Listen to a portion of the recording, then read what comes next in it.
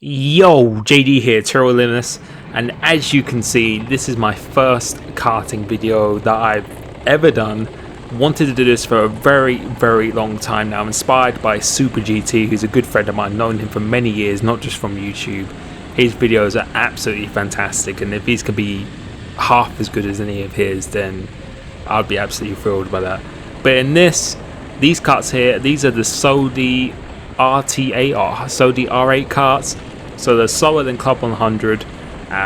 Did about a 49-second lap. As you can see, someone's engine has just completely just blown up in front of me here, and it's literally just like a smoke screen. And this is the qualifying session. So there's a format of this. It's a 6-hour endurance race, and you get a 30-minute qualifying session before, and that's what we're in at the moment. We're in the 30-minute qualifying session, and you can have, I think it has to be minimum 2 people in your team, but you have to make at least 7 pit stops in a race here. Someone's car, obviously they're going to have to change it now, but this is my fastest lap that I did in the qualifying session. Normally it's around about anything in the 49 is going to be a quite good lap, and this lap here, I'll tell you what it was at the end. But I've been driving around this track for a very long time. I'm 27 years old now, and I first came to this track when I was about 4 or 5 years old. So it's been a I don't know how many laps I've done around here. I've done the British Championship around here, which I came second in when I did that.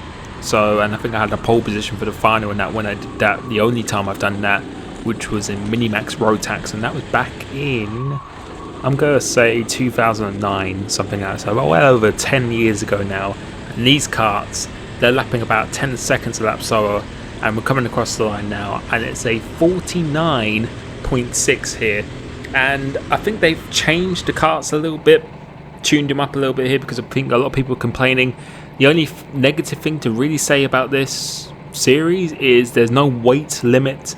So, and if you know anything about karting, weight does make a very big difference. And if you want to know my weight with the kart and the helmet and everything, I'm about 90 kilograms with all that gear on. So yeah, there's a few more light people in the field. You can see, looking at the lights here, waiting for them to go green, which they do now, and we get a reasonable start. We're in 7th place here. You can see the guy's just got an absolutely insane launch, and the kart itself, I think, was actually pretty good. It's just, you'll be able to see in some clips, I think it's just my weight in a straight line here. Try and turn into the hairpin, as someone has absolutely just dive bombed someone here, and we're into 5th place. I made up 2 positions. The front 2 are the teams that always just keep winning every single time. They're very good drivers, but they are pretty light as well. I think one of their drivers is 40 kilograms with the weight, well, with the suit and helmet and everything, which is just insane. So I really hope they do introduce a weight limit as we go down the inside of kart number 14 here, and that's us into 4th place in this race. And we've got the kart number 8, who is a very quick driver again, and his weight is he's quite a small guy in front of me. So you'll be able to see on the straights once we do get onto the back, and which you do, which a few laps later we actually cruised up to the back of him. The top 2 have gone, and coming into this race I was really just, if we can get a podium in this field, because this field is actually a really competitive field compared to normal. The top 2 teams are very difficult to beat. You've got a yellow flag, someone's just changing the barrier there. But if you can get 3rd, I think that's pretty much almost like a win here. So we're putting them under quite a bit of pressure. Love coming off this corner. It's probably one of my favourite overtaking corners. But this time, we're just going to try and get a good run onto the straight. And you can see we're right up behind him. But you can see on the straight here, it's completely flat out, going up onto the crest. And you can just see that straight line speed. I don't think that's the kart at all, to be fair to the karts. I think that literally is just the weight difference, and it's not only in a straight line, but it's also in the corners and the braking and just cornering and stuff as well. It does make a big difference, but you always get a really nice launch off this corner, and we're going to go down the inside. This is my favourite corner to actually overtake on. Nice and aggressive here, and we're up into P3 in this race. And as I said, P1, P2 is just going to be a nightmare to try and get past. But you can see we actually did come into a pit stop. Camera didn't actually capture it when I actually came into the pits, but we have made 1 pit stop, and my teammates have done their stints. We were doing about 45-minute stints each time. Coming out into here, you can see that kart number 8, that's the position that we are fighting for. We are fighting for P3 in this race here. And as I said, if I can just get that, I'd be absolutely thrilled here. And you can see there's a gap of 3 cars ahead of us, and we just got to try and catch up as soon as possible. It's a nice sunny day, so no risk of rain or anything at all. Well, obviously we don't have Jeff, but we do have a radio inside. I was actually wearing an earpiece. I have my team, which is my neighbour and another guy I've raced with for quite a few years.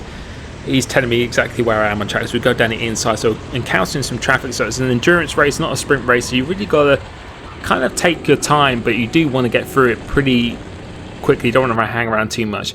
And that stint there, not really too much happened. I started to close in a little bit on kart number 8, but I think at this stage we're about 4th in the standings here. And that's just my neighbour who's about to get my GoPro on the kart itself. And now my teammate is actually coming to the pits here, and he's just going to put the camera on the kart itself, and we're just going to go out and see where we can actually come in this race itself. So good little footage of him just putting it on the kart itself. Got his own design helmet as well. I'm actually getting a new race suit soon, which is I'm really looking forward to. And away we go, getting out here. The first time I actually went out after my first pit stop, the kart actually cut out, so we had to get restart again. But we've come out, and I think we're in about P4, maybe even P5 at this stage. Unfortunately, there's no live stream like outside the car or anything at all. It's just not like a WTF1 or anything like that. Next time I'll try and get the leaderboards up on the long side. But it is a 6-hour endurance race, so it's pretty hard to keep track of that, exactly what position we're in at this stage. But towards the latter stage I'll be able to confirm where we are. But we actually do catch up to this little group, which I think number 9, and I think that's number 12 as well. We are actually in contention with them as well. I think they may be around about a lap behind this point, so we're going to go down the inside of number 10 using that little bit of the slipstream here. And yeah, number 9, number 12, number 5 and number 8 are the karts you really want to be looking out for. Those are the karts we really are racing against. But I think, as I said, there's 7 pit stops. You can make them really anytime you want, and you have to do a fuel stop as well. So you have to make at least 2 or 3 fuel stops, because they only last for about 2 hours or something. So had to do that. Thinking about going down the inside here, saw him look behind. I saw that as my opportunity to try and make a move there. But again, it's an endurance race. Don't really want to be taking off your front wing, even though we don't have a front wing, but you know what I mean. Going down the inside here now, nice firm move, and now getting out behind number 12. Let's see if I can gain any speed on the straight here, and looks like we're roughly around the same weight, and you can see gaining ever so slightly. So really that's what you would be kind of expecting, but when you're against other people who are like half your weight, you're going to be losing quite a lot of time.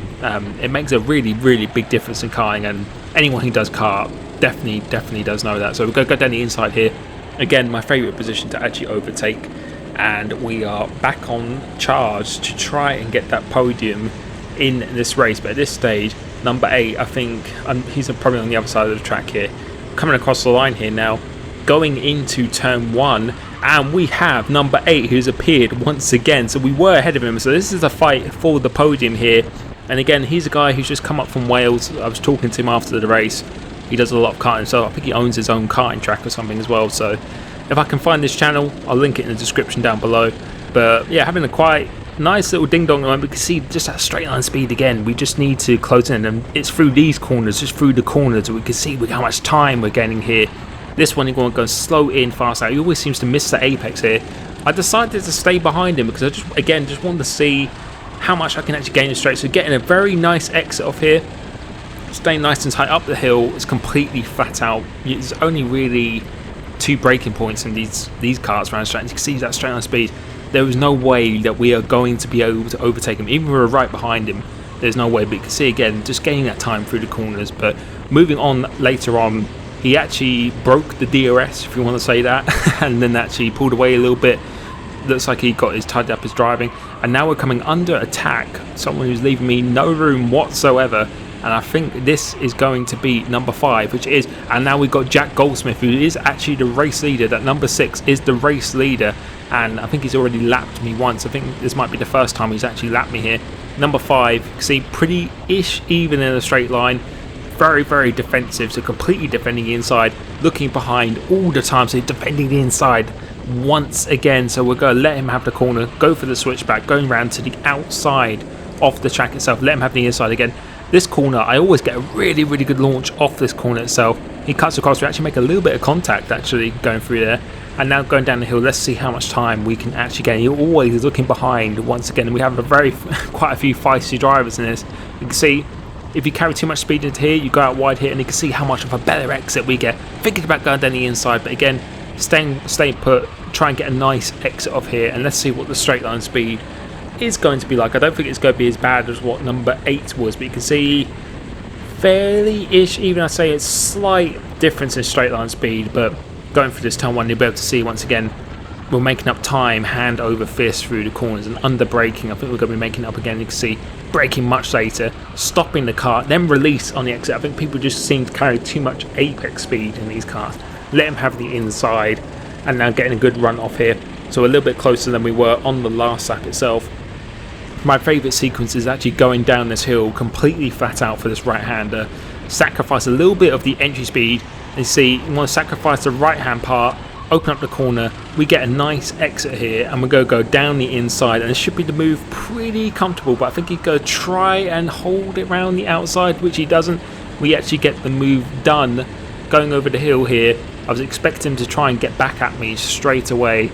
Let's see if we defend. I don't think we really are going to defend. You see Jack Goldsmith is just pulled away. He's just absolutely just gone now. He's lapping about half a second to 7 tenths quicker than me. You can see that number 8 is actually ahead of him, so that is our rival for the podium, and we really do need to try and get into the back of him as quick as we can.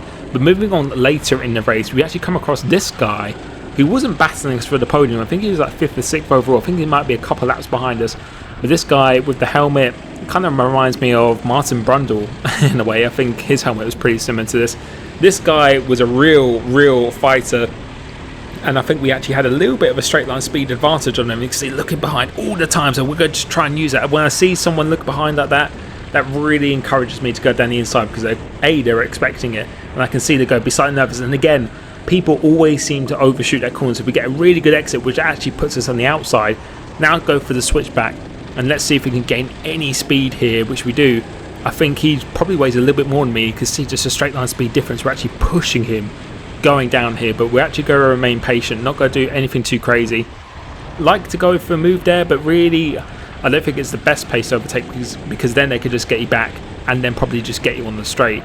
Getting a nice exit up here, and let's see what the straight line speed is going to be like now. We're getting fully in the slipstream. DRS activated, ERS on max, on high, on fuel, whatever it's going to be. Go down the inside here, and that should be a nice comfortable move into turn 1, which it is. So if you need to get right up behind someone, and I think the guy ahead of us is a back marker, but I think at this stage we are still in 4th, maybe even 5th place, because we are battling really with that number 8 and number 5 for position. But skipping on to a little bit later in the race now, we go onto the back of number 14 once again, because I think he's probably pitted, because you can actually pit and not change driver. You can just pit, do something called a run around, where you just run around your car and then get back in again, or you might have just done a fuel stop or something. But we come across them again, once again, and we got this back marker here, and I think he is a back marker as well. As I said, I think he's about 2 or so laps down from me. So we've got right up behind him, going down the hill. He's actually going to be held up by this guy, so we're going to go down the inside on the left hand side, and then the inside for the next corner in this number 1 car, and that is basically 2 people in 1. He tries to go back up the inside of me once again. You can see that car there. Don't think he was really too impressed or too happy with that, but we get the move done, and we've done that 2 cars in basically almost 1 corner there, and that felt really nice to do that little overtake. But skipping on again, we are once again behind number 14, and we had a pretty good scrap this race, although it wasn't for outright position. You can see taking it very seriously, looking left and right as he was going up here, looking again going into turn 1. Let him have this corner. He goes in a little bit too quick. In these carts, if you just carry too much speed, you actually kind of just bog down a little bit. Let's see what he does go through here. Once again, he just carries too much speed, which forces me on the outside. There's no real way you can overtake someone on the outside. We're going to give him a little bit of a nudge coming off this corner, and let's see if we can get a little bit of a run going down the hill, which I don't think the straight is quite long enough. So again, we're just going to wait for the straight, just be a little bit patient. You really don't want to be losing too much time actually battling people like this, because you can actually force cars to catch up from you from behind. We're going to go trying down the inside, like the car park corner, which I call it. But he actually stayed around the outside, looking left, right again. And let's see on the straight line, let's see if we can just gain any sort of slipstream, which you do get a little bit of slipstream in these karts, but the faster they are, the more powerful the slipstream is. Again, looking behind every single part of the corner. Let's see if he goes in deep this time. He gets a little bit of a better exit this time. Decided not to go down the inside. Well, I do decide to go down the inside. I didn't expect me to go down the inside here. But once again, he holds it round the outside and looking left. And I don't really know why he's doing that, but fair play. He's just doing that anyway. And let's see if he carries too much speed, which he does. Everyone always carries a bit too much speed, but we're going to go down the inside, which I don't really do too often. And he holds it round the outside. So this guy's just refusing to give up any position whatsoever. And I applaud people for that. I really like people who just want to race. This guy was definitely a racer. Right up behind him, right on the bump of him now. We should be getting a really, really good slipstream. Didn't go down the inside this time. There was no room to do that. And let's see what we can do here. Go down the inside for this one into the hairpin. He tries to hold it around the outside, but we get the move done. And that's us into P4, I can confirm, at this stage in the race. But we are still racing number 8 and number 5, who could be completely on different strategies. I think we pitted 2 more times than them. But towards a later stage, just as the last 10 minutes in the race, we are battling with number 5. And number 8 is behind us. And at this point, I didn't know if I was a lap down, a lap ahead, or anything at all. For me, this was for the podium, so we are going to give it absolutely everything we can. This guy was a pretty good driver as well. And let's see, he's not really going to defend it too much, so we're going to go down the inside. Big mistake. Should have defended that on the inside. We get the move done.